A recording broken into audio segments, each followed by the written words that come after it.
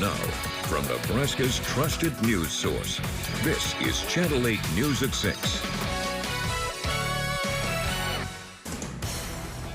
Coming up tonight, down to a stump. The trees in a local favorite bar getting removed. What the bar is asking their patrons to do before they lose the shade.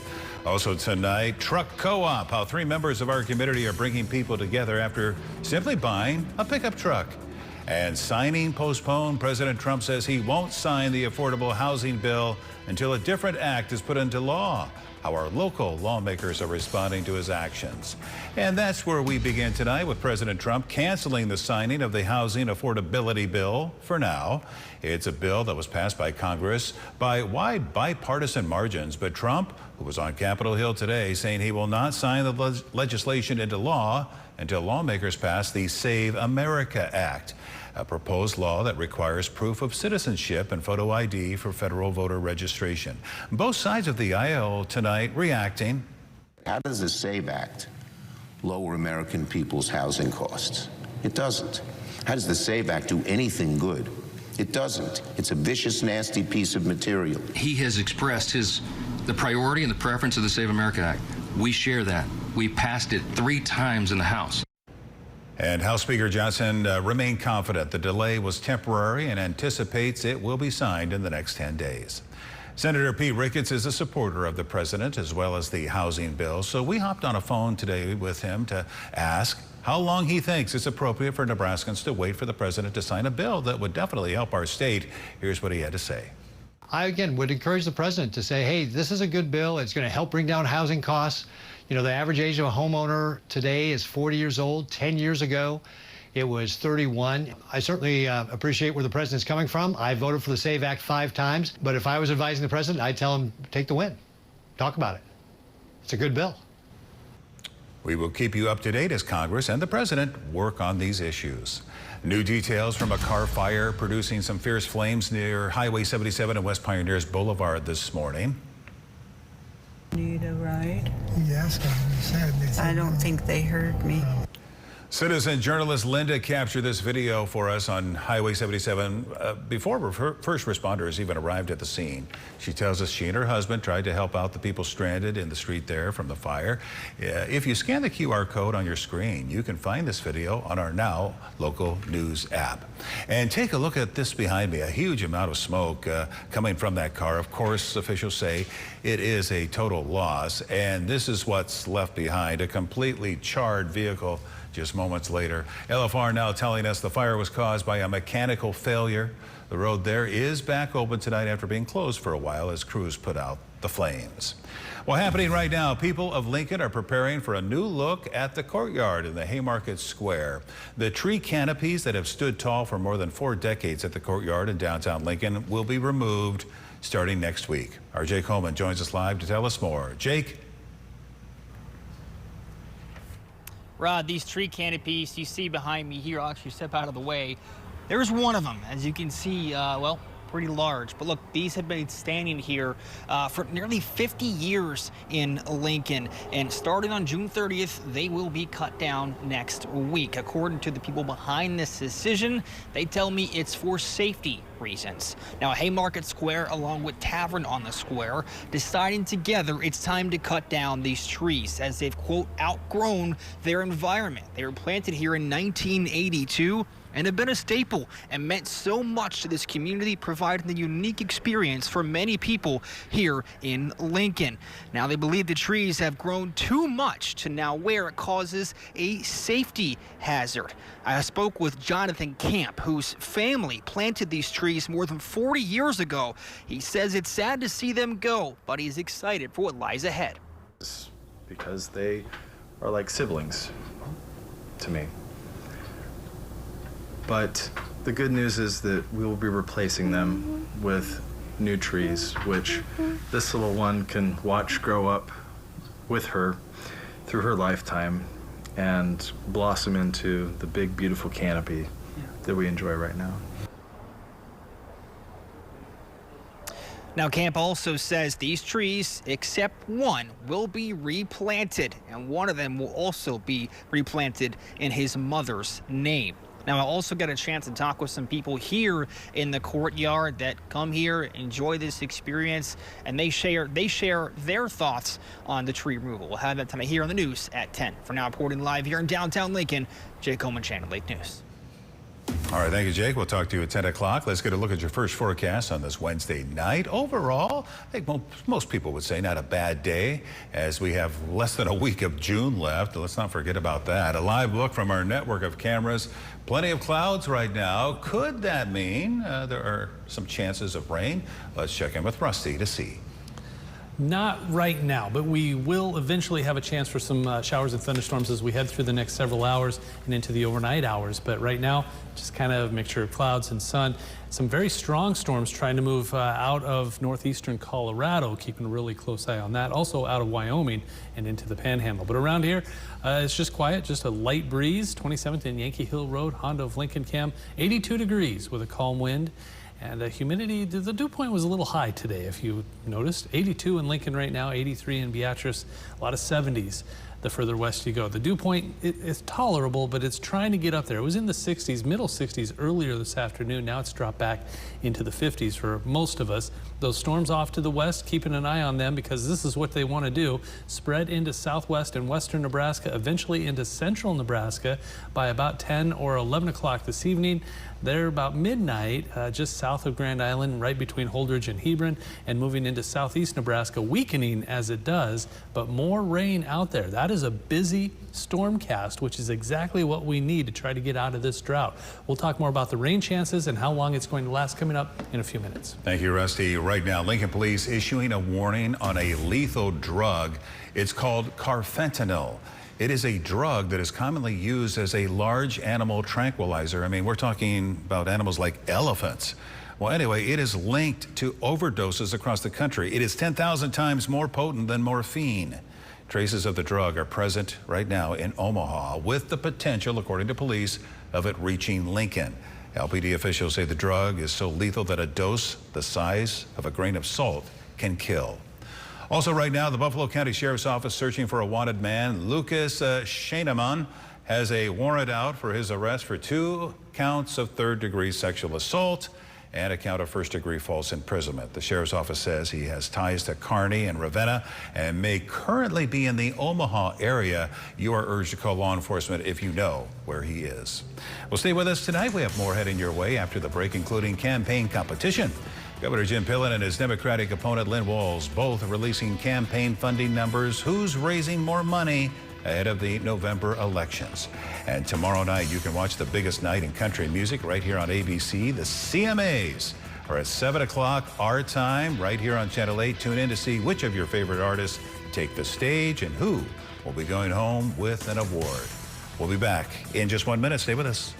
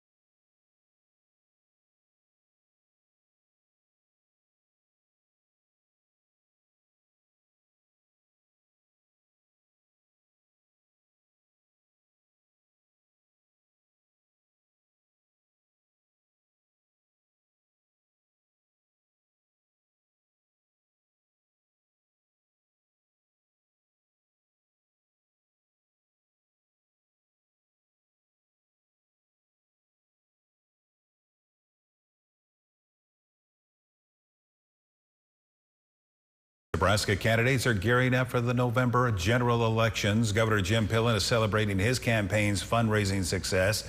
He's putting out a statement today announcing his campaign having $9.5 million in cash on hand.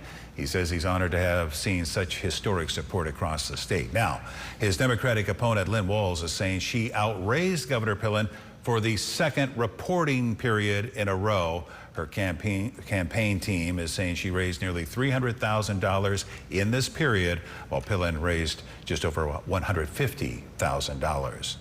New tonight, an inside look on a collaboration to feed families in need. The Food Bank of Lincoln is partnering with Kemp's Dairy to further their goal of alleviating hunger here in Nebraska. Kemp's Giving Cow Project donates half-pint milk that is shelf-stable for up to a year. You can see staff coming up here from Kemp's not only donating milk, but actually helping package other products that keep families fed. And among the boxes of milk, they helped bag carrots right there for the food bank. Here at the Food Bank of Lincoln, we're just so thankful for our community support. We love engaging volunteers in our work, and it's one way that we're able to connect all the great food with the neighbors in our community in need. The Food Bank of Lincoln is always open for volunteers to help in their cause of providing food for those in need.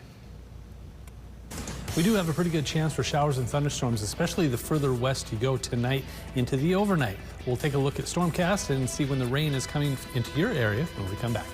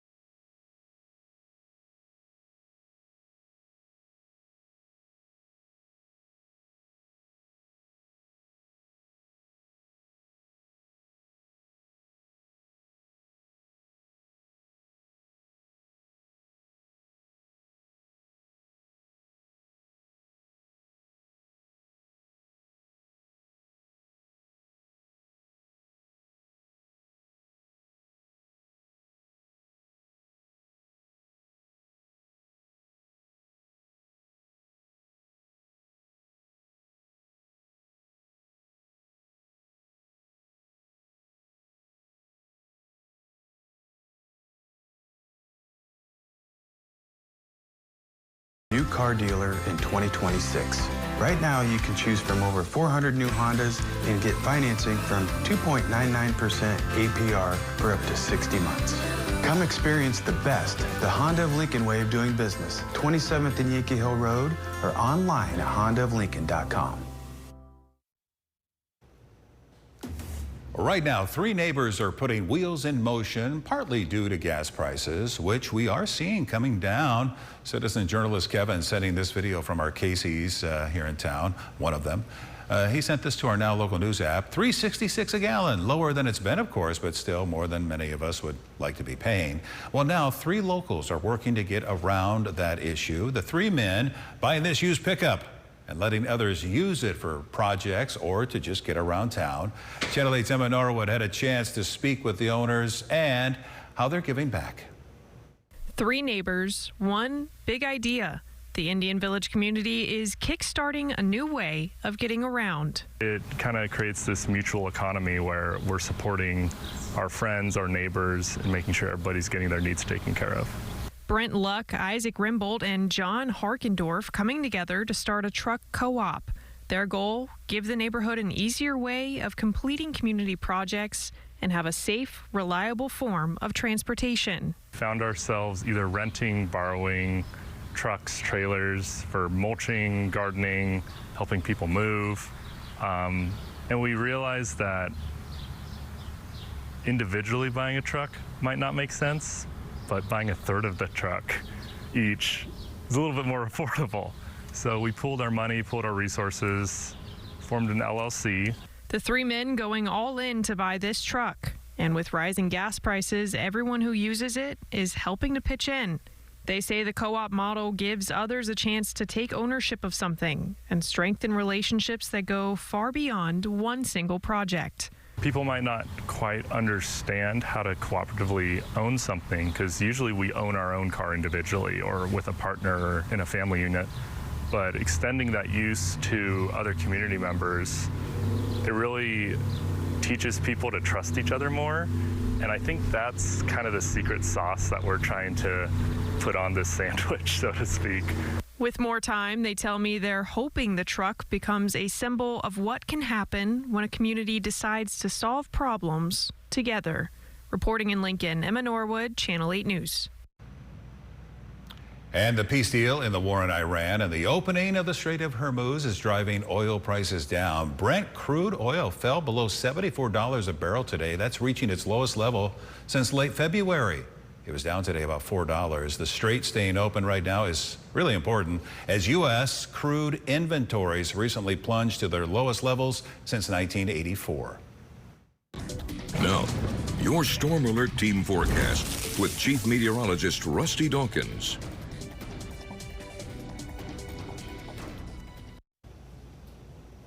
Watching the beginnings of a storm system that will eventually make its way across the state tonight into the overnight. It's severe, or the potential for severe now, so a tornado watch is in place for parts of the Panhandle into parts of Colorado. More on that in a little bit. Temperatures today, though, closer to normal, 83. 87 is your normal high, and the low, we were really close to that. Precipitation, normal is creeping up, and we haven't gotten any rain for a while. We'll see if we can change that over the next 24 hours. Alocam, kind of some cool clouds out there at 21st and L Street. It's a quiet evening out there and warm and a little on the muggy side. I did notice that today when I was out and about earlier. A little more humidity today than recent memory, but 82 in Lincoln, 83 in Beatrice, 70s off to the west, and we do have 70s from York, Aurora, Grand Island, Kearney, Hastings, and Columbus, all in the 70s, and then everybody else in the lower 80s, which we should be in the upper 80s this time of year. So cooler than average temperatures continue, at least for the next couple of days. Again, that dew point a little higher today. It has now since leveled off a little bit. We were in the middle 60s earlier. Now we're in the middle and upper 50s and lower 60s. Not much of a breeze. That probably would have helped today to have some sort of breeze, but less than 5 or 6 miles per hour, that's kind of rare around here. A few clouds streaming in. There was one little batch of rain, just a sprinkle or two, a couple of showers off on the other side of O'Neill. Here's the strong storm activity, though. That could cause problems. Now, because of that, we have a slight risk, or marginal risk, level 1. Level 2 is your slight risk. And then this is your higher risk for strong to severe storms, thus the tornado watch that's out there right now. So what's going to happen? Well, this is 7 p.m. Those storms kind of where they're at right now in parts of Colorado and the Panhandle. That all spreads this way. And we could see some isolated, very strong storms between North Platte and McCook into southwestern Nebraska. That spreads a little further east into central Nebraska by 10 o'clock, 11 o'clock, midnight, trying to make its way into eastern Nebraska and southeast Nebraska by 3 or 4 o'clock in the morning, weakening as it does. And then more scattered showers and thunderstorms off to the west, music to their ears. The more rain we can get, the better off we'll be, especially when it comes in waves like that, where it's not all at once. It's just some storms and then a break, and then some storms and then a break. That's very helpful. But by 6 a.m., still some scattered showers and thunderstorms out there. This continues, maybe even some more in south central and southeast Nebraska by noon on Thursday, and more off to the west and north and just about everywhere. So really, this would be beneficial for just about everybody that needs the rain, and this could continue into Thursday evening. So Thursday, decent chance for storms. The severe threat is further west, similar to what it is today. Here's your forecast for tonight. Temperatures very close to 60 degrees, a north wind at 5 to 10. Highs tomorrow, probably the coolest of the bunch because of the added cloud cover and showers and thunderstorms on and off. Middle 60s, upper 60s, into the middle 70s, way below average. Don't get used to it because it is summer after all. We'll be back to 80 on Friday, 88 on Saturday. This is normal. This is not. Lower and middle 90s all the way through Sunday into next week. Small chances for storms Tuesday and Wednesday of next week. Thank you, Rusty. Celebrations are kicking off for America's 250th anniversary of independence. Congressional leadership today buried the first of several time capsules set to mark the occasion. Let's take a look. Here it is. This is the first one, and it and others will be opened 250 years from now by future members of Congress. Together, they'll hold at least one item from every state, including Nebraska. Our item is an archival photo of the vice grip pliers. And Nate, do you know why those are important? Tell me. They were invented here in Nebraska, in DeWitt. Well, how about that? Yeah, vice grips. There you go. Coming up, we have the Sports Zone. Nate, what's on deck for today? Yeah, well, not talking about vice grips, although important. We're going to be talking some baseball, some postseason awards, and an early update for next season for Nebraska baseball. We'll have the latest on that and more. Thanks.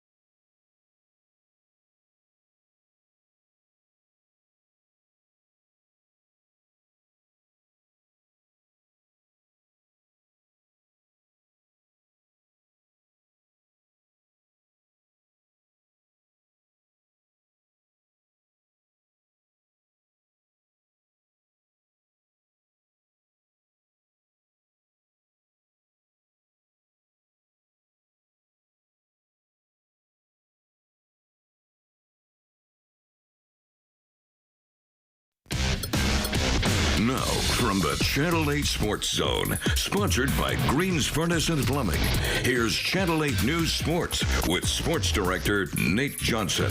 The Channel 8 News Sports Zone.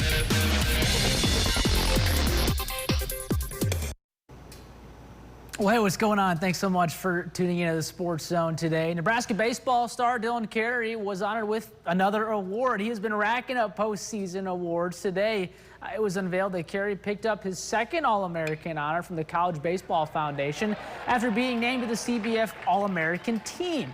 And, well, what a season it was for Carey, who finished with a .353 batting average while adding in 16 doubles, 2 triples, 15 home runs, 65 RBIs, and 53 runs scored. He became the program's all-time leader in career doubles this season and was the 9th Husker in program history to reach 200 career hits, 150 runs, and 150 RBIs.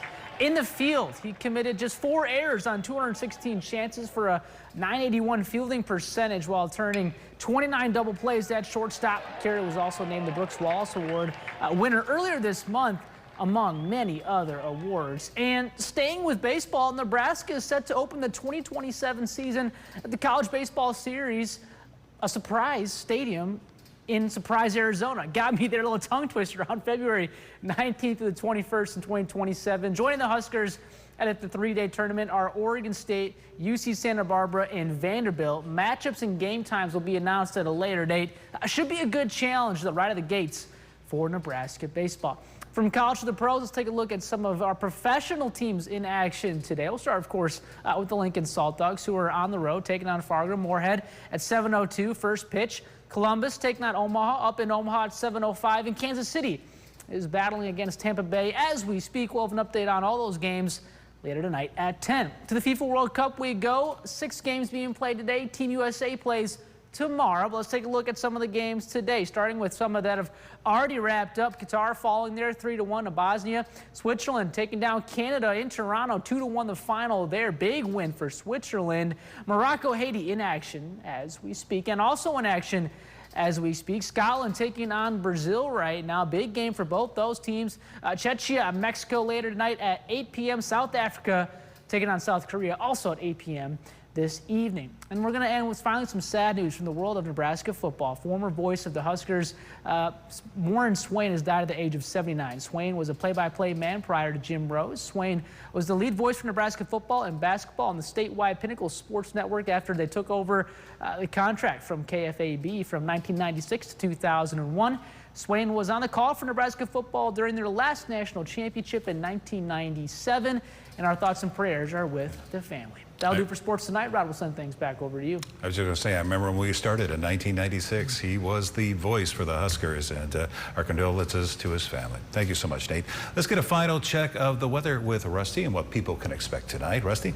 A little warm, a little muggy out there this afternoon into this evening. Storms are starting to pop, though, in far western Nebraska. We're in the 70s and 80s, which isn't too bad. I mean, it's 69 in Thedford, 60s. But there's some storms. They're kind of showing up very quickly just west of North Platte. Those will try to move east and southeast as the evening progresses. You can see the storms just showing it rather well on Stormcast. By 10 o'clock tonight, they should be in south central and southwest Nebraska. A couple of strong storms possible. All right. Thank you, Rusty, and thank you so much for joining us. Have a great night. We'll see you back here at 10.